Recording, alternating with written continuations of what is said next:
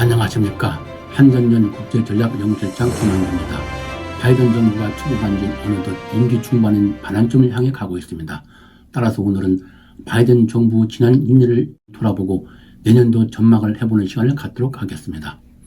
돌이켜보면 2022년은 바이든 정부가 미국을 대내적으로 안정시키고 러시아의 우크라이나 침공이라는 도전에 맞서 자유민주주의 진영의 단합을 통해 국제사회 내 지도력을 어느 정도 회복시킴으로써 국민들로부터 그 공을 인정받은 한 해였습니다. 이는 바이든 정부가 국정 운영의 중간평가 성격을 띤 11월 중간선거에서 일반의 예상을 뒤엎고 상원에서 다수당 지위를 유지하고 하원에서 선방하는 성적표를 받아든 것에서 나타나고 있다고 하겠습니다. 그러나 여전히 동맹과 가치보다는 미국 이익을 우선시하는 바이든식 미국 우선주의와 지속되는 인플레는 향후 바이든 정부 국정성에서 큰 도전이 될 것으로 보입니다. 우선 대내적인 면에서 돌이켜보면 지난 한 해는 바이든 정부가 최우선 국정과제인 중산층 복원을 통한 미국의 재건을 위한 정책을 작년에 이어 계속 추진해 나간 한 해였습니다. 먼저 바이든 정부는 작년 11월 하원을 통과했으나 공화당과 민주당 일부 의원의 반대로 그동안 상원 통과가 지연되어 왔던 1조 7,500달러 규모의 정부 지출을 통해 경제를 살리는 법안인 보다 나은 재건 법안을 지출 규모를 7,400달러 규모로 축소하고 명칭을 인플레 감축법으로 변경한 수정안을 상원에서 통과시켰습니다. 이어서 반도체 산업과 첨단 기술 및 기초과학 연구 개발을 지원한 2,800달러 규모 반도체와 과학법, 미국 내 신약, 연료, 식품 등 바이오 생산 설비 확대와 해외 의약품 생산 설비 감축에 대한 지원 등을 내고로 하는 바이오 제조 이니셔티브 행정명령 등 일련의 경제 법안들을 연달아 제정함으로써 미국 경제 재건을 위한 노력을 강화하였습니다. 이러한 경제 재건 노력의 결과 미국 경제는 3, 4분기 경제 성장률이 2.6%를 기록, 코로나19로 인한 여파로 작년 4, 4분기부터 이어진 마이너스 성장에서 벗어났고 실업률도 11월 30일 현재 사상 최저치인 3.7%를 기록, 고용시장이 활기를 띠는 등 점점 회복세를 보였습니다.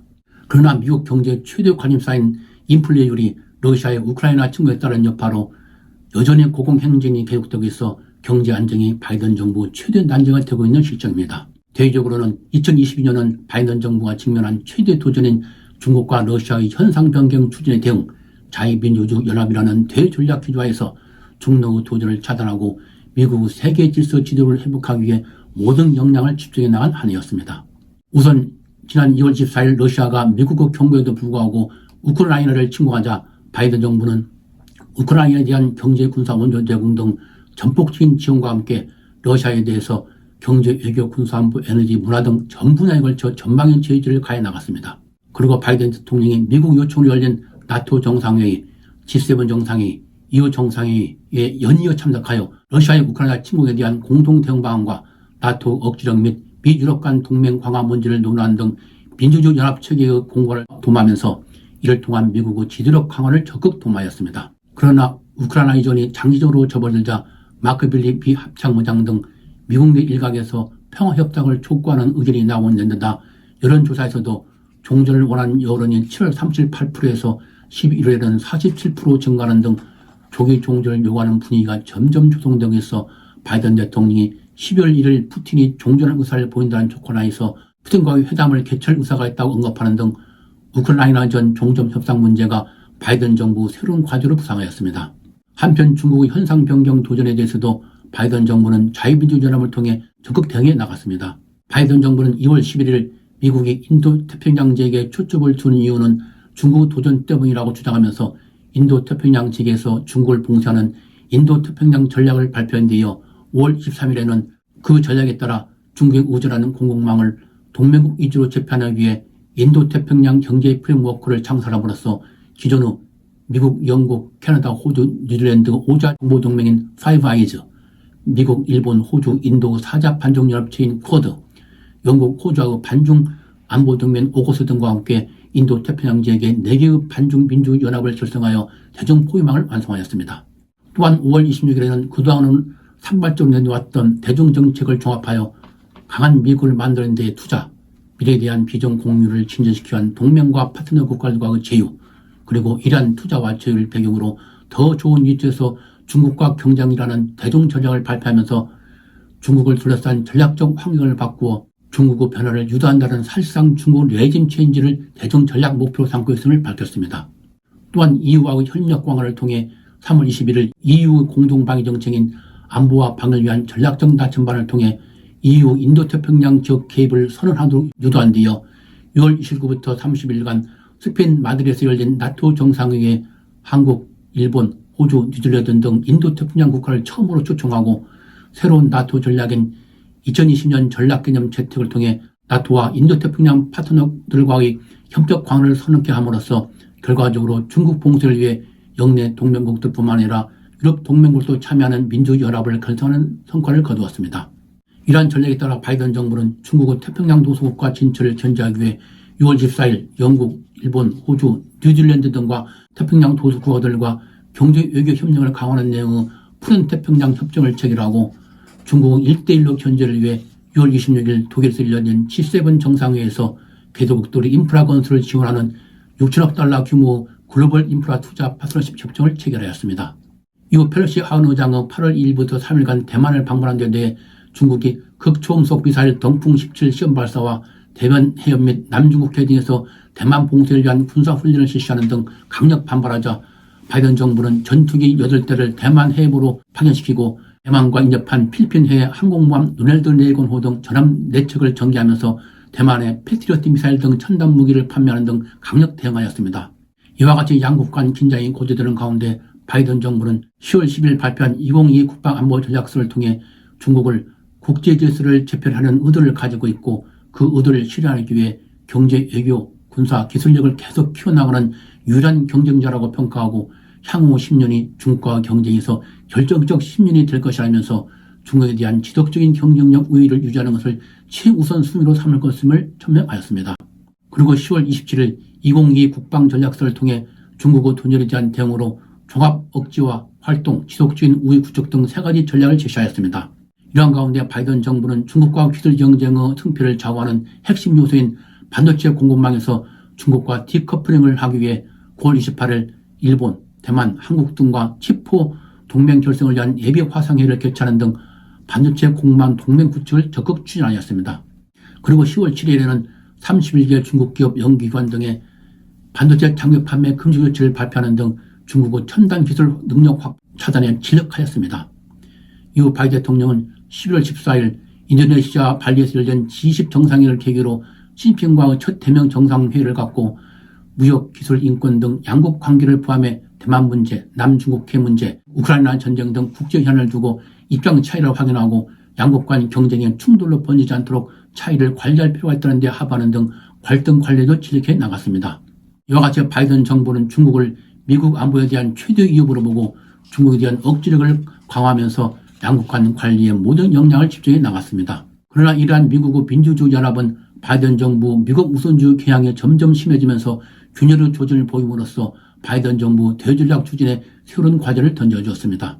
특히 인플레 간촉법, 반도체 과학법 등이 세액공제 보조금 및 투자 등에서 외국 기업을 차별하고 있음에도 불구하고 미국이 아무런 개선 조치를 내놓지 않자 네덜란드, 독일 등 유럽 국가들은 물론 조셉 보렐 EU 외교안보 대표가 11월 29일 유럽의 전략적 자율성을 다시 강조하는 등 반발에 나서고 마크롱 프랑스 대통령도 10월 1일 바이든과 정상회담에서 외국 기업 차별 시정을 요구하는 등 유럽 동맹국들의 반발이 이어졌습니다.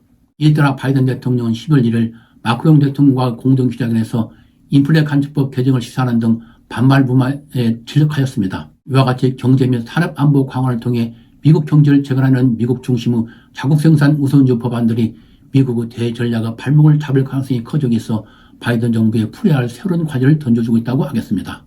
한편 한반도와 관련해서 2022년은 한미동맹을 강화하고 북한의 도발에 적극 대응해 나간 한 해였습니다. 먼저 대북정책과 관련 바이든 정부는 한반도 비핵화를 목표로 북한과 외교를 모색하는 조정된 실용적 접근 기조하에 북한의 전제 조건 없는 대화를 계속 요구하였습니다. 그러나 이러한 요구를 무시하고 김정은이 4월 25일 북한군 창군 90주년 열병식에서 선제 핵공격 가능성을 시사하고 9월 8일에는 핵불포기 선언과 선제 핵공격을 명시한 핵무력 정치법을 채택하면서 화성 17형 대륙간 탄도미사일을 포함한 각종 미사일을 시험 발사하는 등 도발을 거듭하자 바이든 정부는 이에 대응 한미동맹을 1층 강화해 나갔습니다. 우선 바이든 정부는 바이든 대통령이 5월 20일부터 22일까지 한국을 방문, 한미 정상회담을 개최하여 평화 번영의 핵심축, 전략적 경제기술 파트너십, 글로벌 포괄적 전략동맹 등 세계 파트너 구성된 공동성명을 채택함으로써 한미동맹을 전통적인 군사안보 분야를 넘어 경제안보와 기술, 그리고 글로벌 분야까지 확대되는 새로운 차원의 포괄적 전략동맹으로 한 차원 격상시켰습니다. 그리고 트럼프 정부 당시에 중단되었던 한미연합 야외 기동 훈련을 부활, 을지 프리덤 쉴드 명칭하에 8월 20일부터 9월 1일간 실시하고 10월 30일부터 11월 5일간에는 한미 대규모 연합 공정훈련인 빌런트 스톰을 실시하는 등 북한의 도발에 대해 강력 대응에 나갔습니다. 특히 북한의 핵 불포기 선언 및 선제 핵공격 법좌에 대응 9월 16일에 트럼프 정부와 문재인 정부 때 중단됐던 한미 고위급 확장 억제 전략 협체 회의를 4년 8개월 만에 다시 개최하여 전술핵 사용을 포함한 압도적이고 결정적인 대응을 공언하고 9월 20일부터 핵항모 레건호 창가리에 한국과 연합해상훈련을 실시하는 등 강력 대응에 나갔습니다.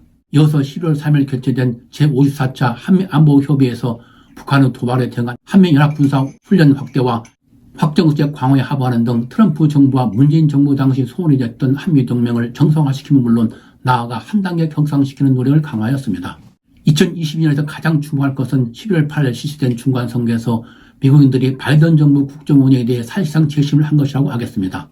통상 정부 중간평가와 성격을 띠는 중간선거에서는 집권당이 상하 양원 모두 패배하는 것이 미국 정치의 일반적 현상이었으나 이번 중간선거에서 미국의 민주주의를 강조하고 국정성과를 내세운 바이든 대통령 민주당이 인플레 등 경제 문제를 최대 이슈로 삼아 정권 심판을 주장한 트럼프 전 대통령 공화당을 예상을 뒤엎고 상원에서 의석수를 50석에서 51석으로 늘리고 하원에서도 20내지 30석을 뒤질 것이라는 예상을 뒤엎고 공화당과 의석수 차이가 불과 9석에 그쳐 지난 20년간 현재 대통령이 중간선거에서 거둔 성적 중 최고 성적을 거두었습니다. 이로써 2020년 한 해의 마무리를 앞두고 바이든 정부가 지난 1년간 펼쳐온 대내 정책에 대한 국민들의 신임이 확인됨으로써 바이든 정부 국정운영이 향후 탄력을 받게 되었습니다. 이러한 바이든 정부 국정성과와 미국인들의 신임을 가름할 때 내년도 2023년에는 기존의 정책 기조가 더 강화될 것으로 전망됩니다. 대내적으로는 중산층 살리기를 위한 미국의 재건을 위해 경제력 복원을 위한 각종 정책들을 더 강화해 나갈 것이나 지속되는 고인플레 문제 해결이 중요한 변수가 될 것으로 봅니다. 또한 2024 대선 장쟁이 본격 시작되면서 국내 문제 및 국제 현안을 둘러싼 민주공화 양당 간 정쟁이 격렬해지면서 대내 정책 수행에서 미국 우선주의 경향이 더욱 심화될 것으로 전망됩니다. 대외적으로는 자유민주주의 연합 강화를 통해 미국의 국익과 안보 최대 위협인 중국과 러시아의 도전에 지속 대응해 나갈 것이나 인도 태평양 지역과 유럽 두 개 전선의 도전에 동시에 대응해야 하는 부담을 경감하기 위한 방안을 모색해 나갈 것이며 이에 따라 동맹국 역할 확대를 점점 도모해 나갈 것으로 예상됩니다.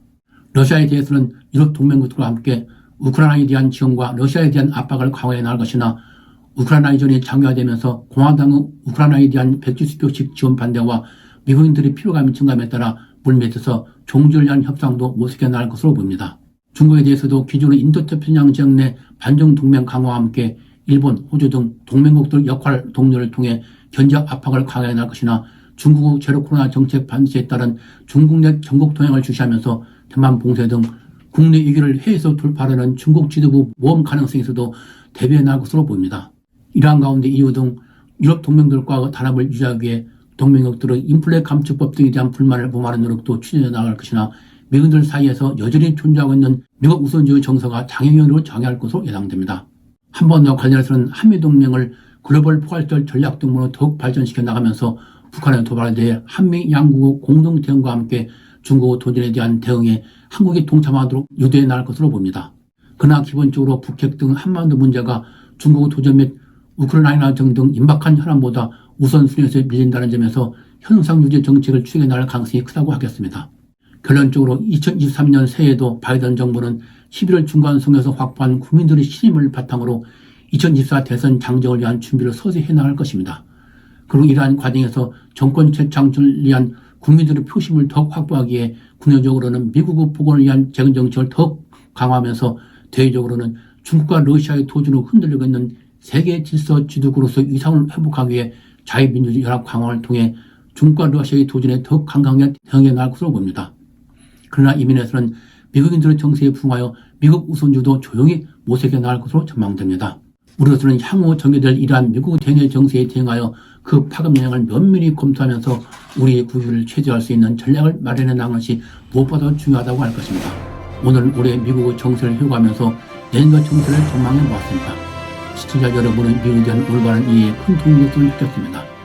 시청해 주셔서 감사합니다.